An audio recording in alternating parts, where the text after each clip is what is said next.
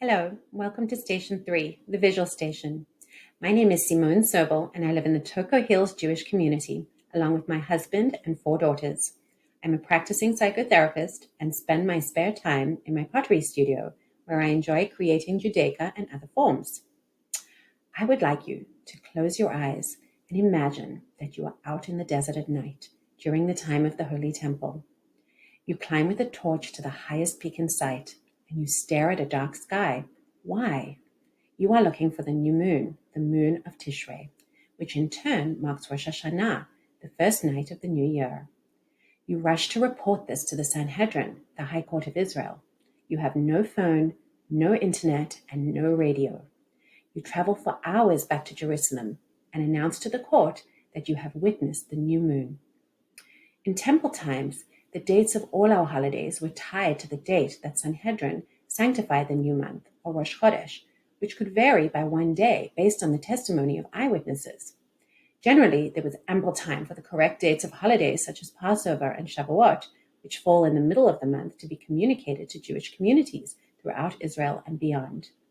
Since Rosh Hashanah is the only holiday that coincides with Rosh Chodesh, there was no such time to get the word out, and as such, Rosh Hashanah was celebrated for 2 days, both inside and outside Jerusalem, because those outside of Jerusalem could not be certain as to when the holiday actually began. Jewish law requires us to make a Shehechianu blessing for each major holiday, commemorating that Hashem has allowed us to merit the opportunity to reach and celebrate the holiday. We say this blessing on both the first and second night of each holiday. The question then is, how do we view Rosh Hashanah in terms of saying this beautiful blessing? Do we view it as a 2-day holiday or as a one really long day holiday? Why does this matter? Well, if we view it as a 2-day holiday, it would be appropriate to say Shehechianu blessing on both the first and the second night. However, if we viewed it as a single long day, then saying the Shehechianu blessing on the second night would in fact be saying God's name in vain, something we take very seriously. To avoid this possibility of saying the Shehechianu blessing in vain on the second night, the Rosh, Rabbi Asher ben Yechiel, recommended having a new fruit on hand, since it is also customary to say a Shehechianu blessing on new fruits. This is why we now have a tradition of eating a new fruit on the second night of Rosh Hashanah.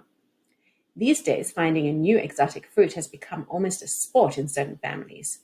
Will it be a dragon fruit, a star fruit, or something more exotic? At this station, your task is to draw a brand new fruit from your imagination.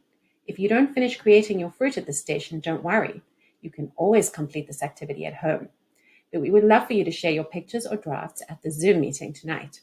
If you need inspiration or guidance, look for more information under Station 3, Visual Station. Have fun, and I look forward to seeing your imaginative new fruit creations.